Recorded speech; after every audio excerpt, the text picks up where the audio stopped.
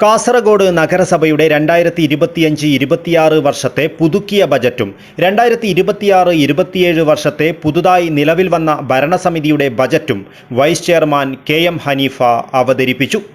കാസർഗോഡ് നഗരത്തിൻ്റെ അടിസ്ഥാന ഭൗതിക സൗകര്യങ്ങൾ മെച്ചപ്പെടുത്തുന്നതിനും വിദ്യാഭ്യാസ ആരോഗ്യ കാർഷിക മേഖലകളുടെ നിലവാരം ഉയർത്തുന്നതിനും വിദ്യാർത്ഥികളുടെ അഭിരുചികൾ പ്രോത്സാഹിപ്പിക്കുകയും വളർത്തിയെടുക്കുകയും ചെയ്യുന്നതിനും നഗരപ്രദേശത്തെ എല്ലാ വിഭാഗം ജനങ്ങളുടെയും ക്ഷേമം മുന്നിൽ കണ്ടും നഗരപ്രദേശത്തെ പ്രധാനമായ മുനിസിപ്പൽ പുതിയ bus stand and shopping complex, municipal പഴയ bus stand shopping complex, municipal town hall, municipal fish market, municipal stadium, municipal open air theatre എന്നിവയുടെ നവീകരണത്തിനും പുനരുദ്ധാരണത്തിനും നൂതന പദ്ധതികൾ ആവിഷ്കരിച്ചുകൊണ്ടുള്ളതുമാണ് ബജറ്റ്.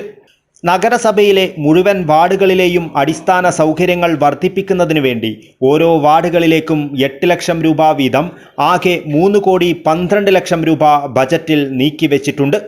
കൂടാതെ കാസർഗോഡ് നഗരത്തിലെ ഗതാഗതക്കുരുക്ക് പരിഹരിക്കുന്നതിന് വേണ്ടി Nayaks road, MG road, fort road, Madonna school road ഉൾപ്പെടെയുള്ള പ്രധാന റോഡുകളുടെ നവീകരണത്തിനും തുക നീക്കിവെച്ചിട്ടുണ്ട്.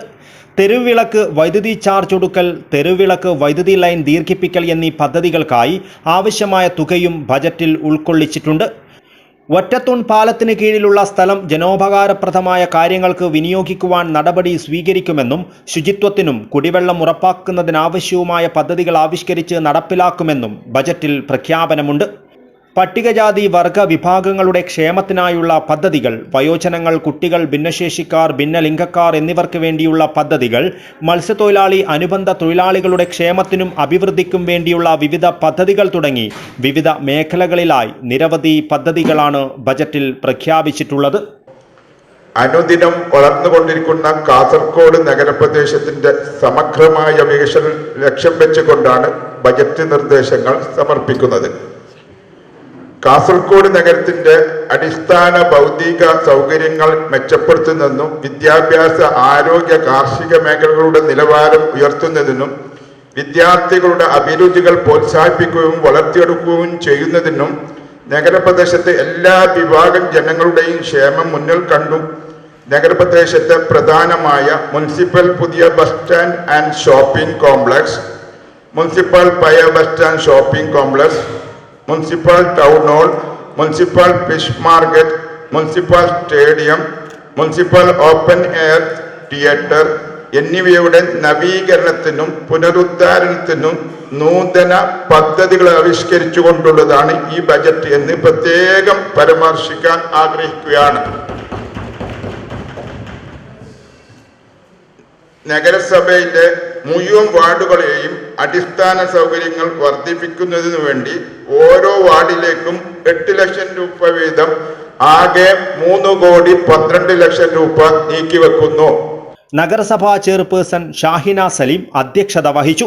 വൈദ്യുതി, കുടിവെള്ളം തുടങ്ങിയ ജനങ്ങളുടെ അടിസ്ഥാന ആവശ്യങ്ങൾ ഉറപ്പാക്കുന്നതിന് നഗരസഭ പ്രത്യേക മുൻഗണന നൽകുന്നു.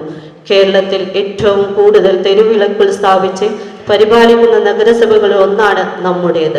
ഹൈമാസ്, ലോമാസ് ഉൾപ്പെടെയുള്ള തെരുവിളക്കുകളുടെ വൈദ്യുതി പരിപാലന ചിലവ് നഗരസഭയാണ് വഹിക്കുന്നത്. ജലദൗർലഭ്യം നേരിടുന്ന നഗരമായതിനാൽ വരൾച്ച കാലത്തെ കുടിവെള്ള വിതരണം, പൈപ്പ് ലൈൻ നീട്ടൽ, പൊതു ടാപ്പുകളുടെ ഉപഭോഗ നിരക്ക് എന്നിവ നഗരസഭയ്ക്ക് അധിക സാമ്പത്തിക ബാധ്യത സൃഷ്ടിക്കുന്നുണ്ട്. പദ്ധതി വിഹിതത്തിനു പുറമെ കേന്ദ്ര സംസ്ഥാന സർക്കാരുകൾ, MLA, MP ഫണ്ടുകൾ, പ്രത്യേക ആരോഗ്യ ഗ്രാന്റുകൾ എന്നിവയുടെ സഹായത്തോടെയാണ് വികസന പ്രവർത്തനങ്ങൾ പുരോഗമിക്കുന്നത്.